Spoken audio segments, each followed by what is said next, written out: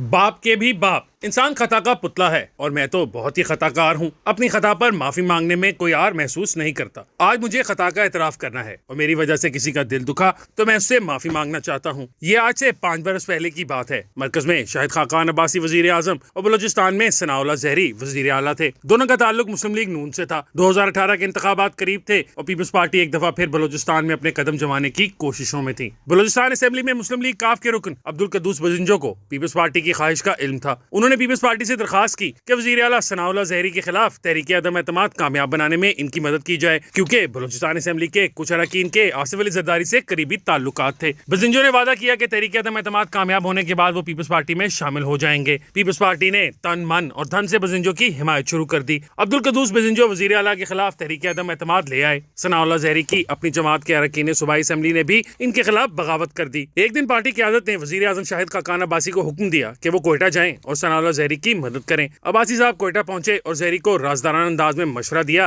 कि बेहतर है आप तहरीक अदम एतमाद का मुकाबला करने की बजाय खुद ही इस्तीफा दे दें। जहरी को समझ आ गई कि वजीर आजम साहब पार्टी की आदत के अहकामात की बजाय किसी और के हुक्म पर अमल कर रहे हैं। उन्होंने वजारत आला से इस्तीफा दे दिया और अब्दुल कद्दूस बजिंजो नए वजीर आला बन गए। वादे के मुताबिक उन्होंने पीपल्स पार्टी में शमूलियत इख्तियार नहीं की, बल्कि बलोचिस्तान असेंबली में मुस्लिम लीग काफ और मुस्लिम लीग नून के अरकान के साथ मिलकर एक नई पार्टी बनाने के लिए जोड़ तोड़ शुरू कर दी। उन्होंने वफाकी काबीना में मुस्लिम लीग नून के एक वजीर जाम कमाल को भी अपने साथ मिला लिया और बलोचिस्तान अवामी पार्टी के नाम से एक नई जमात बना ली, जिसके सदर जाम कमाल बन गए। इस पार्टी के कयाम का मुस्लिम लीग नून और पीपल्स पार्टी समेत बलोचिस्तान की कौम पर जमातों ने बहुत मजाक उड़ाया। इस जमात में हमारे कुछ पुराने मेहरबान भी शामिल हो गए और हमें पता चला कि इस नई जमात के कयाम में खुफिया इदारे के ब्रिगेडियर साहब का बहुत अहम किरदार है। मैंने बीएपी के कयाम का खैर मकदम नहीं किया, बल्कि तंज करते हुए कहा था कि बाप को बलोचिस्तान का नया बाप बनाकर सूबे के मसाइल हल नहीं होंगे, बल्कि पहले से ज्यादा पेचीदा हो जाएंगे। 2018 में आजाद उम्मीदवार की हैसियत से सेनेटर बनने वाले सादिक संजरानी को पीपल्स पार्टी, तहरीक इंसाफ और एमक्यूएम ने चेयरमैन सेनेट मुंतखब कराया, तो वो भी बाप में शामिल हो गए। 2018 के आम इंतखाबात में बाप को बलोचिस्तान असेंबली में 19 और कौमी असेंबली में 5 नशिस्तें मिली। हमारे दोस्त मीर खालिद हुसैन मक्सी कौमी असेंबली में बाप के पार्लिमानी लीडर बन गए और हम अपनी पुरानी बेतकल्लुफी का फायदा उठाकर अक्सर निजी महफिलों में इन पर तंजिया फिक्रे कसते रहते और वो कमाल आजी के साथ अपनी सियासी वल्दियत का एतराफ करते हुए कहते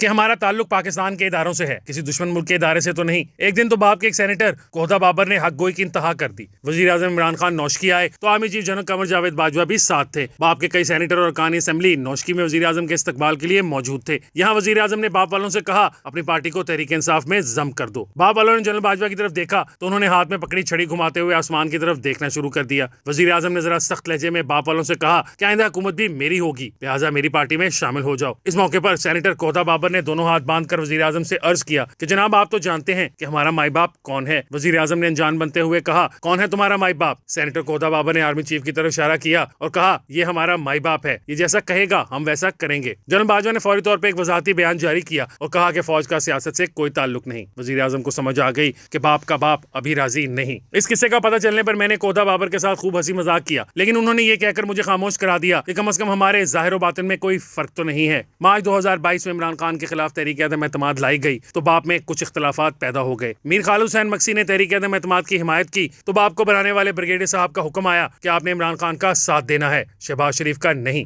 मक्सी साहब ने यह हुक्म नजरअंदाज कर दिया। फिर एक शाम जनरल बाजवा ने तहरीक अदम एतमाद लाने वालों को इकट्ठा किया और कहा अपनी तहरीक वापस ले लें। यहाँ भी बड़ी आजी के साथ सबसे पहले इनकार करने वाले मक्सी साहब थे, जबकि बाजवा के सामने बैठी बड़ी जमातों के लीडर सिर्फ टांगे हिलाते रहे। पहली दफा मुझे एहसास हुआ कि बाप वाले ताबेदार तो हैं लेकिन चापलूस नहीं है और बड़ी आजी के साथ इनकार करना भी जानते हैं। जिस दिन सेनेट ने आर्मी एक्ट में तरमीमी बिल मंजूर किया तो मैं प्रेस गैलरी में मौजूद था। मुस्लिम लीग नून, पीपल्स पार्टी और JUIF के अलावा तहरीक इंसाफ ने भी इस बिल की हिमायत की, जो मेरे लिए गैर मुतवक्को थी। बिल की मंजूरी के बाद मैंने मक्सी साहब से कहा कि ऐसा लगता है कि सब बड़ी जमातें आपके नक्शे कदम पर चल रही हैं। उन्होंने हाथ जोड़कर कहा नहीं नहीं भाई, वो हमसे आगे निकल गई हैं। आर्मी एक्ट तरमीमी बिल की भी खुलकर ताहिर बजिंजो और मुश्ताक अहमद खान ने मुखालफत की और इतवार को पुरतशद्दुद इंतहा पसंदी के खात्मे के बिल की मुखालफत में भी ताहिर बजिंजो और मुश्ताक अहमद खान आगे आगे थे। अलबत्ता JUIF के अब्दुल गफूर हैदरी साहब भी इनके साथ शामिल हो गए और चेयरमैन सादिक संजरानी ने इस बिल को ड्रॉप कर दिया। आने वाले दिनों में पार्लियामेंट से पर्सनल डेटा प्रोटेक्शन बिल, ई सेफ्टी बिल और पीका एक्ट 2016 में तरमीम के बिल भी मंजूर कराने की कोशिश की जाएगी। बाप वाले तो सिर्फ ताबेदार थे, लेकिन वोट को इज्जत देने की दावेदार बड़ी जमातें तो बाप की भी बाप निकली। पहले तहरीक इंसाफ ने बाप को हड़प करने की कोशिश की, फिर पीपल्स पार्टी ने बाप में नकब लगाने की कोशिश की और अब मुस्लिम लीग नून की बाप पर नजर है। पता नहीं बाप के साथ क्या होगा, लेकिन मैं बाप वालों से अपनी माजी की तनकीद पर माफी मांगता हूँ, क्योंकि आप तो सिर्फ ताबेदार थे, लेकिन जो आपको हड़प करना चाहते हैं वो तो चापलूस निकले।